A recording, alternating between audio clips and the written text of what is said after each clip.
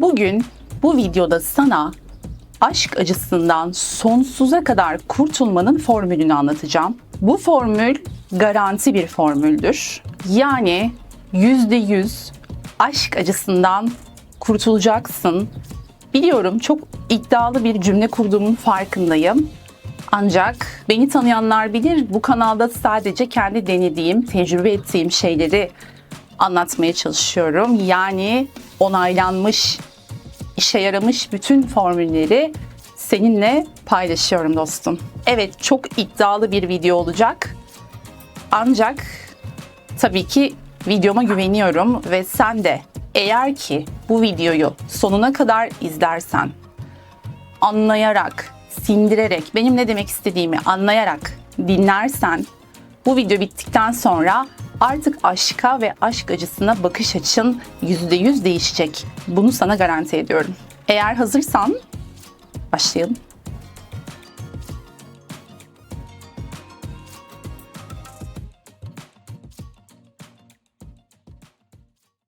Geçenlerde bir takipçim bana bir mail atmış. Uzunca bir mail. Burada tabii ki şu anda onu veremeyeceğim. Çünkü özel konular da var içinde.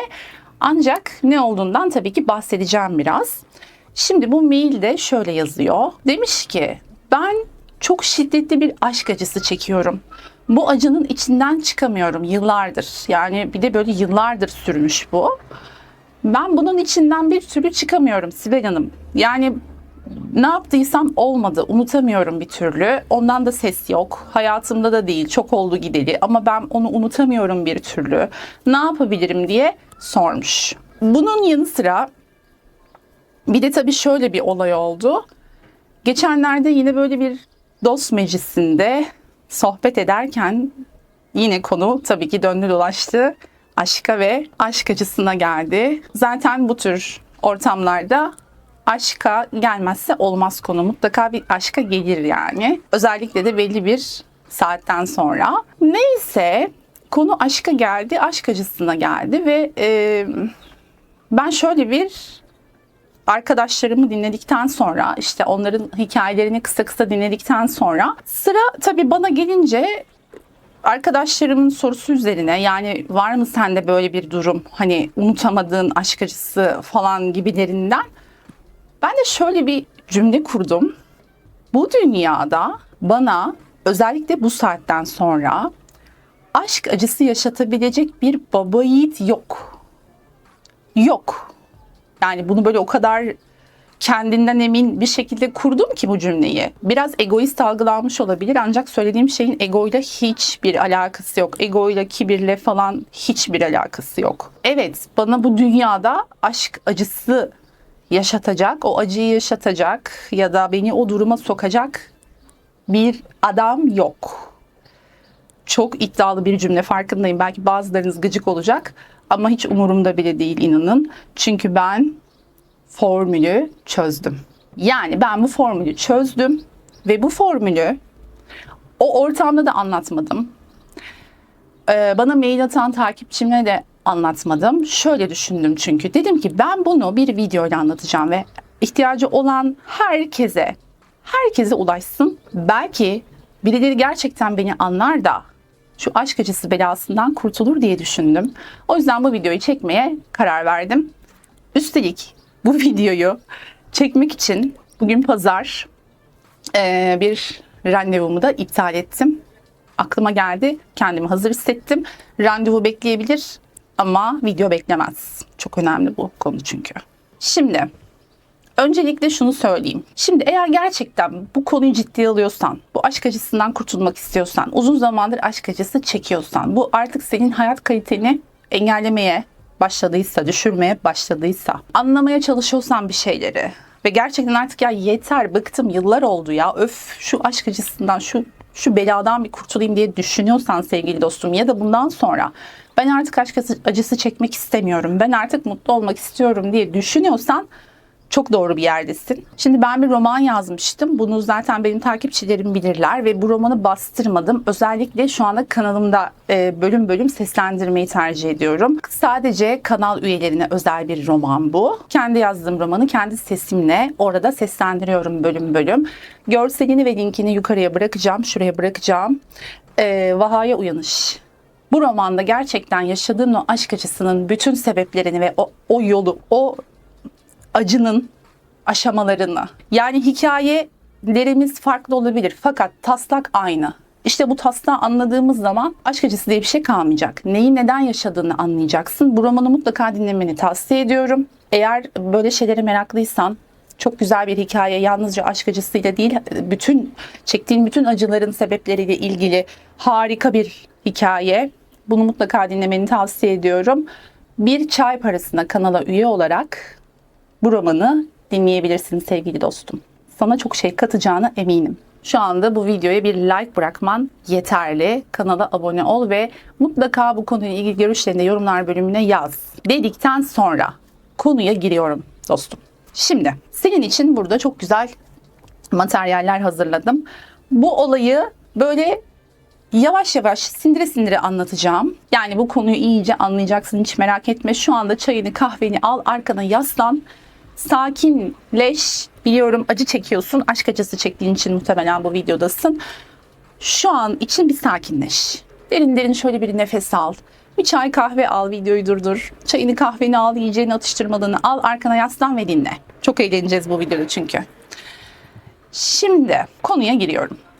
Aşk acısından nasıl kurtulacağız? Bu aşk acısını nasıl def edeceğiz?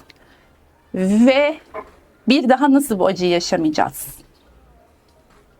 Şimdi bu bizim Ayşe'miz. Çok mu parlıyor? Biraz parlıyor gibi gördüm ama gözlerini göremedim Ayşe'nin. Bu bizim Ayşe'miz. Tamam mı? Bu da Ali. Bu hikayemizin kahramanları. Başka kahramanlarımız da var. Onları da birazdan size göstereceğim. Şimdi Ayşe ve Ali. Sen kendini bu anlattığım hikayenin içine kendi hikayene göre yerleştireceksin. Mesela aşık olan ve aşk acısı çeken sen Ayşe olacaksın. Tamam mı dostum? Kendini bu şekilde konumlandırarak dinle beni. Şimdi Ayşe ve Ali çok farklı yerlerdeler. Yani bunlar farklı farklı yerlerdeler. Sonra bir gün Ayşe'nin karşısına, Ayşe'nin gözleri görünmüyor bu arada. Ayşe de çok tatlı değil mi ya? Canım benim. Şimdi Ayşe'nin karşısına bir gün Ali çıkıyor. Ayşe şöyle bir yandan bakıyor, diyor ki wow, tam da hayalimdeki gibi bir erkek. Harika, kalbi çarpıyor, heyecanlanıyor. Bir de böyle bu Aliler hiç ummadığı bir zamanda çıkar insanın karşısına. Böyle çok hazırlıksız olur ya da böyle bir anda çat diye çıkar falan filan. Hiç aşka hazır değilken genellikle. Ayşe şöyle önce bir yandan bakıyor Ali'ye. Tamam mı? Ali de burada. Ali burada. Şimdi Ayşe sonra yavaş yavaş şöyle dönmeye başlıyor. Diyor ki wow diyor. Merhaba diyor. Çok diyor heyecanlıyım. İşte çok diyor kalbim. Ama tabii bunları belli etmiyor Ali'ye de. Ayşe başlıyor yavaş yavaş Ali'ye doğru yaklaşmaya. Kalben yaklaşıyor. Şimdi Ali ile Ayşe tanıştı değil mi? Tanıştı.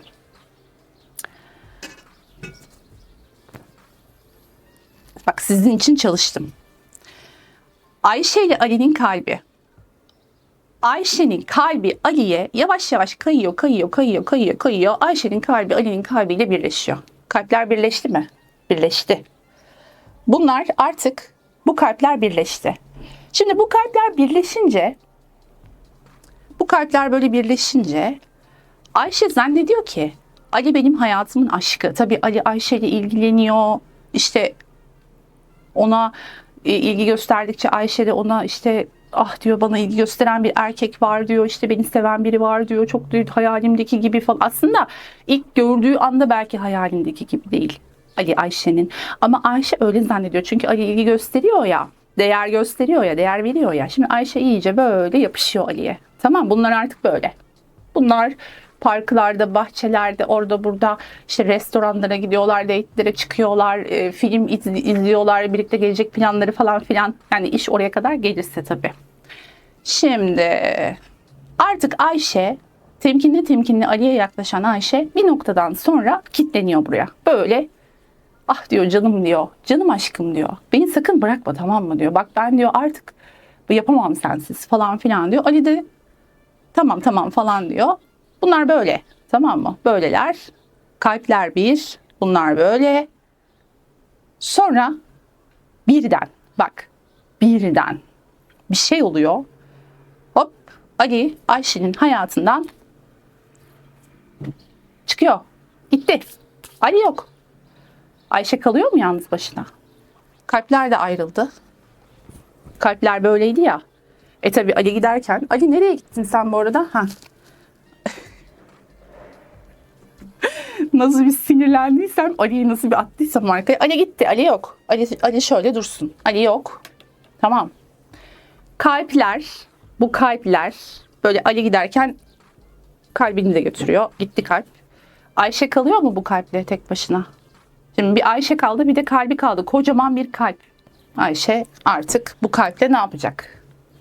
Aşk acısı. İşte Ayşe için kabus dolu günler başlıyor. Neden gitti? Bir hata mı yaptım? İlk önce bir inkar ve ego. Beni nasıl terk eder, nasıl gider, bana bunu nasıl yapar? Sonra özlem başlıyor, sonra tekrar ego başlıyor, sonra ağlamalar başlıyor, kankaları darlamalar başlıyor falan filan. Yani bu aşamalar böyle karışık, tamam mı? Neyse, şimdi Ayşe şu anda aşk acısından yanıp yanıp kavrulan bir arkadaşımız. Bu kalbi günden güne solmaya başlıyor. Tamam mı? Ama büyüyor kalp bir taraftan. Yani şimdi Ali gitti ya, Ali böyle aldı başını gitti ya bir anda. Kalp daha da büyüyor ve Ayşe kızımız o noktadan sonra tek başına kalıyor ve inanılmaz bir acının içine düştü. Şimdi bizim hikayemiz burada başlıyor. Tamam mı? Şimdi Ali olmadığı için Ayşe tabii ki bunun nedenini anlamaya çalışıyor. Neden bu benim başıma geldi? Ne oldu? Neden oldu? Neden oldu diye düşünürken bir taraftan aşk acısı çekiyor, bir taraftan bunu belli etmemeye belki çalışıyor. Çok korkunç günler gerçekten, yani Ayşe için çok korkunç günler. Bir de bu yetmiyormuş gibi üstüne Ali'nin yanında Ayşe Fatma'yı görüyor. İşte ne bileyim Berna'yı görüyor. Hatta Fatma ile Berna'yı bir görüyor. Tamam mı? Bunları böyle yan yana görüyor. Bir yerlerde görüyor, bir şey oluyor yani. Diyor ki ben bunu hak etmedim. Ben bunu hak etmedim kardeşim. Sen bana bunu niye yaşattın? Sonra şimdi artık mevzuya geldik. Formülü anlatıyorum size. Aşk acısından kurtulmanın formülü. Şimdi burada konuya hangi açıdan baktığı önemli Ayşe'nin. Şimdi burada 2 tane gözlüğüm var. Bakın sizin için çalıştım. Çalıştım yani. Bu video için gerçekten çalıştım ve randevu iptal ettim diyorum size. Yani date değildi ama yine böyle bir pazar gezmesi, güzel bir ortama gidecektim. Bunu iptal ettim diyorum size. Bakın lütfen bunun kıymetini bilin. Bir like bırakmayı unutmayın. Şimdi burada hangi gözlükle bakacağız biz bu olaya? Şimdi Ayşe bu olaya bu gözlükle baktığı zaman şunu görüyor.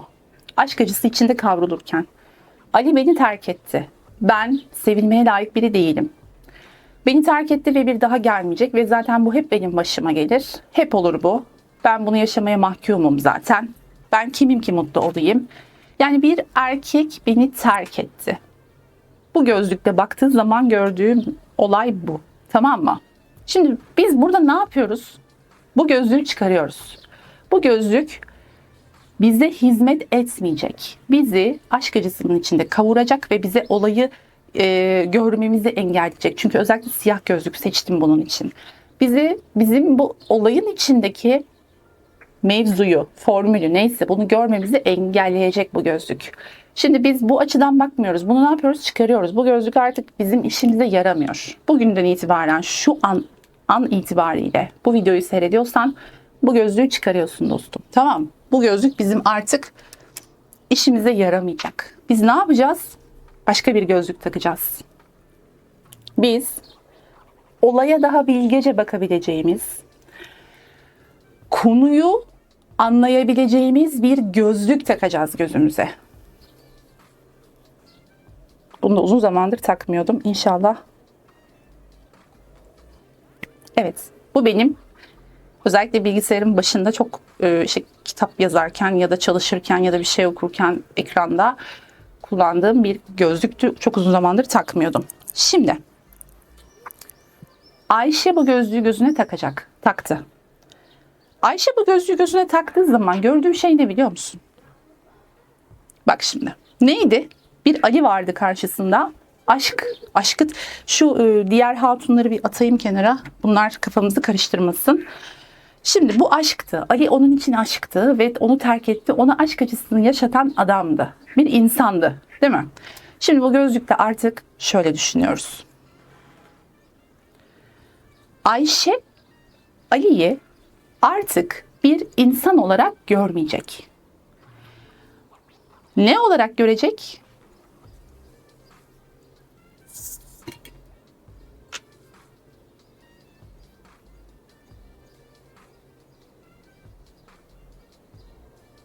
Ayna. Ayşe Ali'yi artık bir ayna olarak görecek. Tamam mı? Ali artık bir ayna. Ali artık bir insan değil, bir ayna. Şimdi bu aynayı karşısına koyacak. Artık Ayşe'nin karşısında Ali yok. Bir ayna var. Ayşe aynaya bakıyor. Olayımızı anladınız mı arkadaşlar? Olay bu. Artık Ayşe Ali'ye değil, Ali yok, bir aynaya bakıyor. Yani Ali Ayşe'ye yansıtma yapıyor, projekte ediyor bazı şeyleri. Ne olduğunu da anlatacağım birazdan. Şimdi böyle baktığınız zaman olaya, karşınızdaki insanın bir öğretmen olarak size gönderildiğini bilmeniz gerekir. Şimdi bazılarınız diyecek ki ya Siboş, ne öğretmeni Allah aşkına, ondan okul hademesi bile olmaz diyecek. Haklısınız, bunu duyar gibiyim. Haklı olabilirsiniz fakat burada o kişi gözüyle bakmıyoruz ya, ayna gözüyle bakıyoruz ya, bize bir şeyler yansıtıyor ya o kişi. Bu gözle baktığınız zaman zaten çok fazla buraya takılmıyorsunuz. Evet, şimdi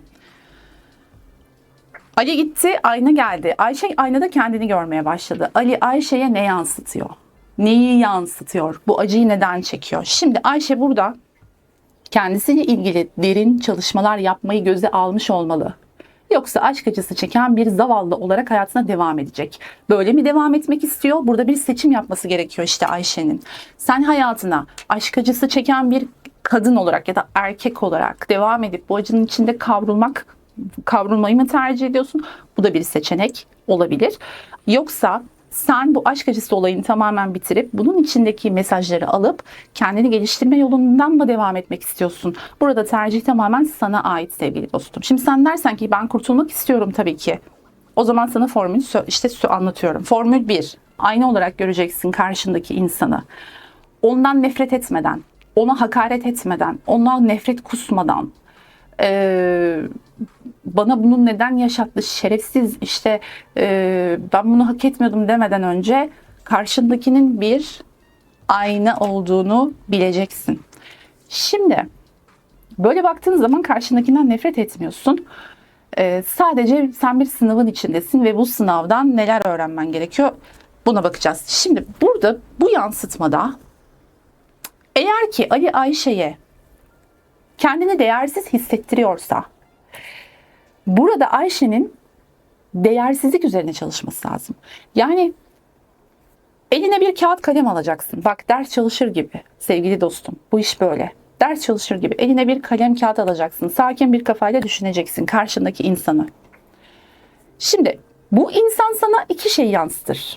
İki şey. Bak, üçüncü bir şey yok. İki şey yansıtır. Ya iyi bir şeyler hissettirir, onu yansıtır, ya da sana kötü bir şeyler hissettirir, onu yansıtır. Şimdi önce kötülerden gidelim. Sana değersiz hissettiriyor. Eline kağıt kalemi aldın. Dedin ki Ali bana değersiz hissettirdi. Madde madde yazacaksın. 1. Değersiz hissettirdi. 2. Beni aşağıladı. 3. Beni aldattı. 4. Bana yalan söyledi. Bunları böyle yazdın ya madde madde. Artık sana ne hissettirdiyse. Tek tek bütün maddeleri çalışacaksın. 1. Değersiz mi hissettirdi Ali sana? Ali neydi? Bir aynaydı. Ali sana diyor ki sen kendine değer vermiyorsun. Kendine değer vermeyi öğreneceksin. 2. Ali sana kaba mı davrandı, kötü mü davrandı? Ali sana diyor ki sen kendine neden bu kadar kötü davranıyorsun? Neden bu kadar kaba davranıyorsun? 3. Ali seni aldattı mı? Düşün bakalım. Kendine nerede yalan söyledin? Kendini nerede aldattın? Kendine verdiğin sözü nerede tutmadın? Herkese verdiğin sözü tutuyorsun, değil mi? Tutmaya çalışıyoruz işte. Şuna söz verdim yapmalıyım, buna söz verdim yapmalıyım. Kendine verdiğin sözü tuttun mu? Kendine verdiğin sözlerin ne kadarını tuttun? Neydi bir de? Dürüst değildi. Şimdi ben bu örnekleri verdim. Dürüst değil dedik değil mi? Dürüst değildi Ali bana karşı. Kendine karşı nerede dürüst olmadın? Nerede yalan söyledin kendine? Kendine karşı dürüst müsün? Bak, sana hissettirdiği bütün o kötü şeyleri yazıp bunların üzerine çalışacaksın dostum. Tek tek. Tamam mı? Kanalımdaki videoları takip et. Burada zaten birçok şey anlatıyorum. Özellikle Vaha'ya uyanışı mutlaka dinlemelisin. Bu hikaye gerçekten senin hayatını değiştirecek olan hikaye diyebilirim. Şimdi devam edelim. Sana hissettirdiği bütün kötü şeyleri bu şekilde tek tek çalışıyorsun. Ali sana değersiz hissettirdiyse kendi değerini nerede bulabilirsin? Kendine değer vermeyi öğreneceksin. Yani aslında orada şöyle kendine öyle bir değer vereceksin ki insanlara ya da Ali'ye sana nasıl değer vermesi gerektiğini öğreteceksin, göstereceksin. Tamam mı? Yani ya da kendine öyle bir dürüst olacaksın ki hiç kimse sana yalan söyleyemeyecek. Zaten bunları hallettiğin zaman ne olacak? Birincisi Ali ve diğer insanlar dahil hiç kimse sana artık aynı şekilde davranamayacak. Bu nasıl olacak? Ali bunu nereden bilecek? Hissedecek. Enerjisel alanda hissedecek. Ve diğerleri de hissedecek. Sen öyle bir artık enerji yaymaya başlayacaksın ki hiç kimse sana saygısızlık yapamayacak. Buna saygısızlık da dahil. Diğer saydığım maddelere saygısızlık da dahil bu arada. Yani bu konuyu da bu şekilde halledebilirsin. Yani her neyse bak bu sadece Ali Ayşe ilişkisinde değil. Arkadaşlıklarında, aile ilişkilerinde bu formülü her yerde kullanabilirsin. Bu formül her yerde çalışır. Çok güçlü bir formüldür. Şimdi ne dedik?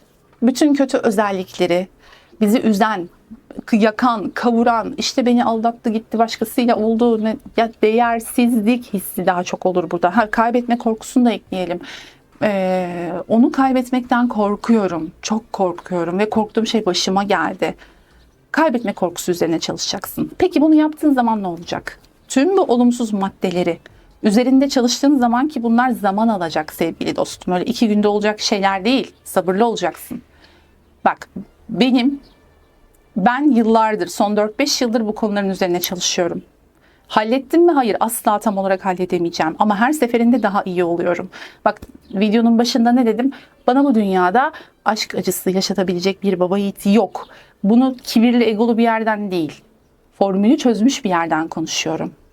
Ben aşkı aşk acısı yaşayarak değil, aşkı dolu dolu, tutkusuyla, sevgisiyle, heyecanıyla, her şeyiyle, affedersiniz, her şeyiyle yaşayacağım.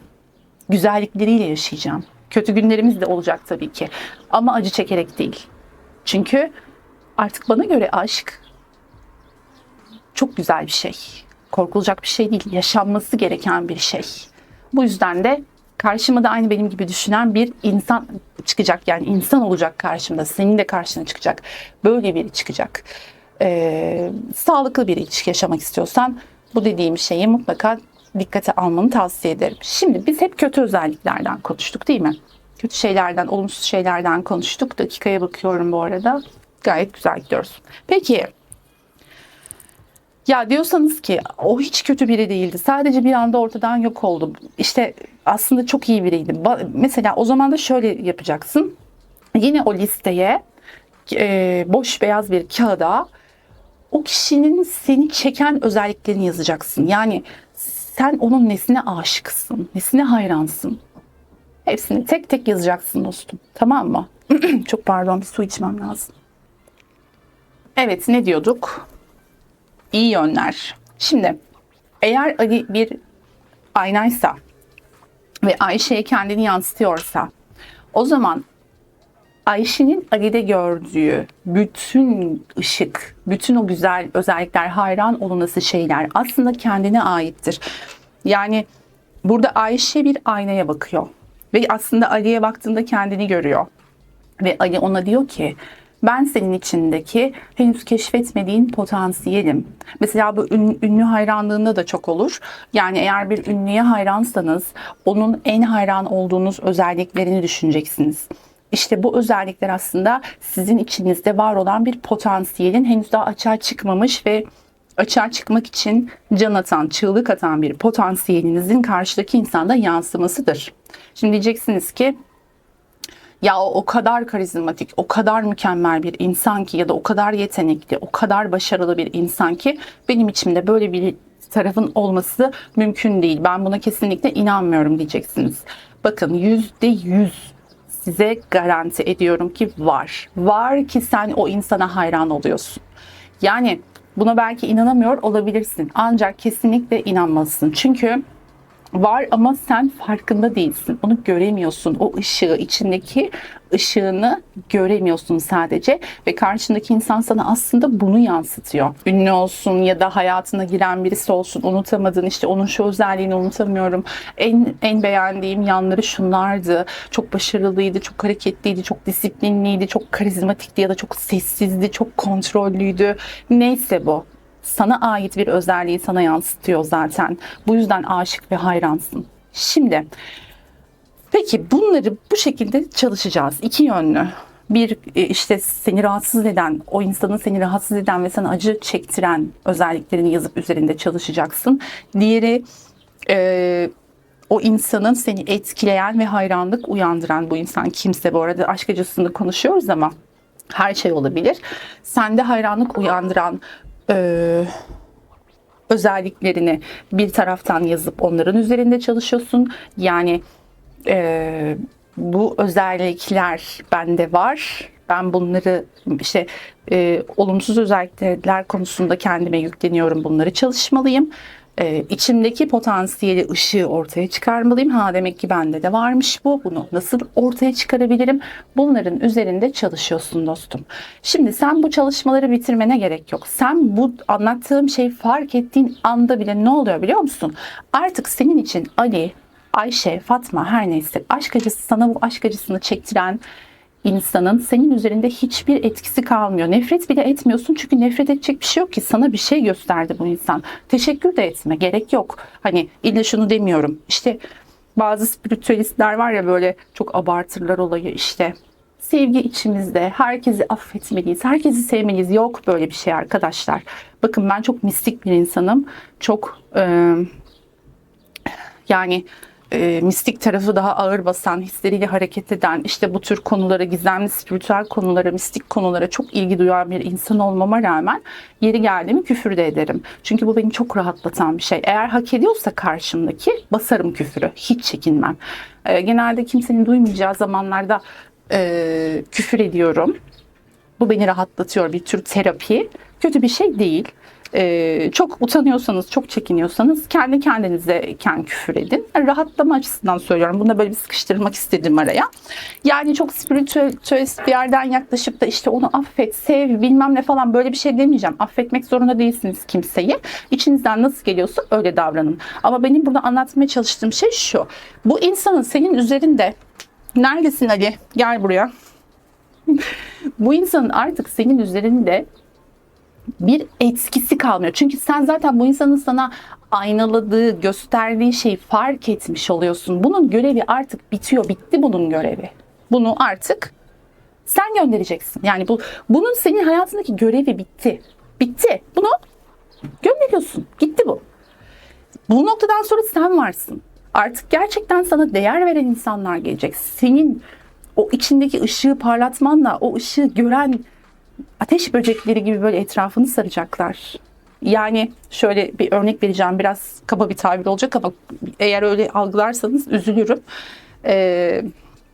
Şimdi böyle bir çöplüğün etrafına toplanan sinekleri mi istiyorsunuz hayatınızda?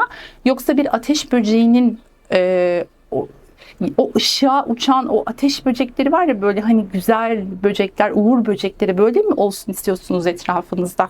Bu çok önemli işte. Bunun seçimini yapacaksın. Eğer ateş böceklerini istiyorsan bir ışık olacaksın.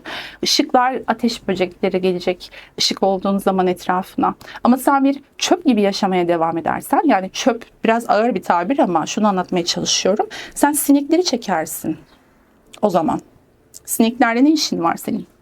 Yani bu çalışmaları, yani aşk olayını, aşk acısını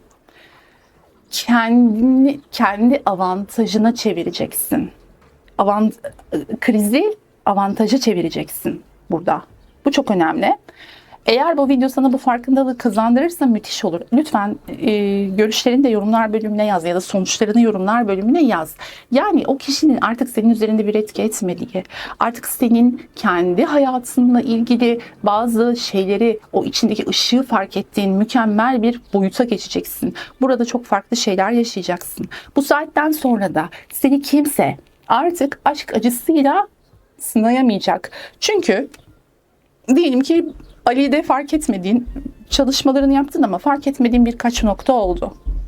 O zaman sana yine birisi çıkacak karşına ve o artık fark etmediğin yerleri tekrar fark ettirecek ve sen tekrar onun üstünde çalışacaksın. O zaman da diyeceksin ki bu insan aşk değil.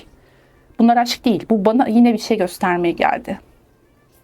Ve sen bunları anlayana kadar Ali gidecek, Ahmet gelecek, Ahmet gidecek, Mehmet gelecek. Hep aynı şeyleri yaşayacaksın ki yaşıyorsun zaten, eminim buna. Hep aynı adamlar giriyor benim hayatıma. Hep aynı tip adamlar, aynı şeyleri yaşıyorum. İşte bu yüzden yaşıyorsun, çünkü fark etmiyorsun.